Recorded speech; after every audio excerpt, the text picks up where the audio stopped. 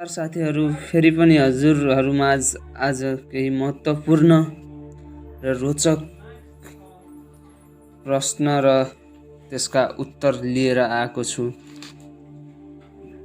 र हरेक लोकसेवाको परीक्षामा समावेश गरिएको यो प्रश्न उत्तर हजुरहरूको लागि धेरैभन्दा धेरै महत्त्वपूर्ण रहेको छ। आजको प्रश्न उत्तर रहेको छ इतिहास सम्बन्धी, जुन हजुरहरूलाई धेरै नै महत्त्वपूर्ण हुनेछ। ल त साथीहरू, लागौँ प्रश्नतिर। किरात वंशका प्रथम राजा को थिए? एलम्बर। सम्राट अशोक कसको पालामा नेपाल आएका थिए? इस्थुङको। किरात कालमा अन्तिम राजा को हुन्? गस्ती। चीनमा पहिलो पटक नेपालबाट शरण लिन गएको व्यक्ति को हुन्? डाक्टर केआई सिंह। नेपालमा छापाखानाको प्रारम्भ कहिले भएको हो? विक्रम सम्वत 1908। नेपालको पहिलो राजा कसलाई मानिन्छ? भुक्तमान। नागदहको पानी बाहिर निकालेर काठमाडौँमा बस्ती बसाउने व्यक्ति को हुन्? मञ्जुश्री। गोपाल वंशका प्रथम शासक हुन्? भुक्तमान। गोपाल वंशका अन्तिम शासक को हुन्? यक्षगुप्त। नेपालमा राजधानीको प्रथाको सुरुवात कसले गरेका हुन्? भीमसेन थापा। बटुवाहरूको सुविधाको लागि बाटो बाटोमा रुख रोप्न लगाउने राजा को हुन्? रामशाह। नेपालको प्रथम लिच्छवी राजा को हुन्? जयदेव प्रथम। कुन काललाई नेपालको स्वर्णयुग मानिन्छ? लिच्छवी काल। नेपालको प्रथम प्रामाणिक राजा कसलाई मानिन्छ? मानदेव। मानगृहको निर्माण कसले गरेका हुन्? मानदेव।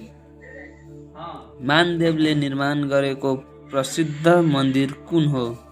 चाङ्गु नारायण मन्दिर। नेपालमा सर्वप्रथम अभिलेख राख्ने राजा को हुन्? मानदेव। लिच्छवी कालमा नेपालका प्रख्यात राजा को हुन्? अंशुवर्मा। कैलाशकूट भवनको निर्माण कसले गरेका हुन्? अंशुवर्मा। कसको पालादेखि युवराज धिराज घोषणा गर्ने प्रथा चलेको थियो? अंशुवर्मा। महाराजा धिराज पदवी धारण गर्ने को हुन्? अंशुवर्मा। महाराज धिराज परम भट्टारको पदवी लिएका राजा को थिए? नरेन्द्र देव। काठमाडौँका संस्थापक राजा को हुन्? गुणकामदेव। इन्द्र जात्राको चलन कसले चलाए? गुणकामदेव। विभिन्न जातिहरूको खानपान, रहनसहन, कपडा र गरगहना लगाउने तथा जन्म, विवाह र मृत्युबारे निश्चित नियम बनाउने राजा को हुन्? जयस्थित मल्ल। कसुरदारलाई मारपिट गर्नुको सट्टा आर्थिक दण्ड दिने प्रथाको सुरुवात कुन राजाले गरे? जयस्थित मल्ल। आर्यघाटमा लवकुश सहितको राम मन्दिरको स्थापना कसले गरे? जयस्थित मल्ल। नेपाल मण्डलेश्वर उपाधि धारणा गर्ने राजा को हुन्? यक्षमल्ल। जनताको धुरीबाट धुवाँ ननिस्किसम्म भोजन नगर्ने राजा को थिए? महेन्द्र मल्ल। प्रजाको मृत्युमा निराहार बस्ने राजा को हुन्? महेन्द्र मल्ल। कार्तिक नाचको चलन कुन राजाले चलाएका हुन्? सिद्धिनरसिंह मल्ल। चन्द्रायन व्रत गरी गर्मीमा पञ्चाग्नि ताप्ने र जाडोमा खुल्ला चोकमा चिसो ढुङ्गामा बसी तपस्या गर्ने राजा को हुन्? सिद्धिनरसिंह मल्ल।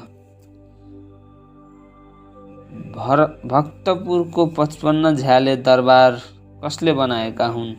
भूपतिन्द्र मल्ल। न्याय नपाए गोर्खा जानु भन्ने उक्ति कुन राजाको पालादेखि चलेको हो? रामशाह। सर्वप्रथम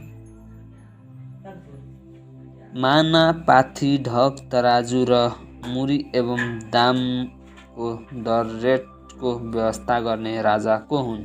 रामशाह। आफ्नो राजी खुसीले राजगद्दी त्याग गर्ने राजा को हुन्? रामशाह। राष्ट्रिय झण्डा प्रचलनमा ल्याउने राजा को हुन्? पृथ्वीनारायण शाह। पृथ्वीनारायण शाहलाई बहादुर शमशेर जङ्गको पदवीले विभूषित गर्ने को थिए? दिल्लीका बादशाह। कोत पर्व कहिले घटेको थियो? विक्रम सम्वत 1903 असोज 2 गते राति शनिबारका दिन। भण्डारखाल पर्वमा सर्वप्रथम मारिने व्यक्ति को थिए?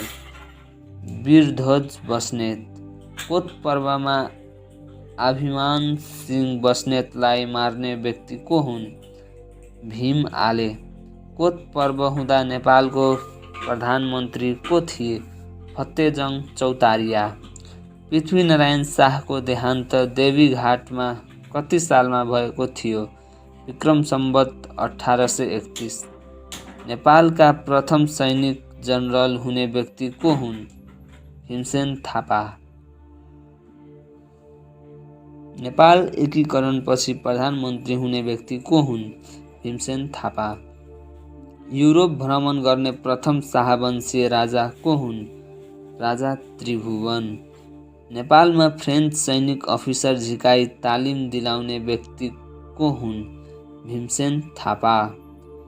भारतमा भएको सैनिक विद्रोह दबाव सहयोग गरे बापत बेलायती महारानीले जङ्गबहादुरलाई कति नगद दिएकी थिइन्?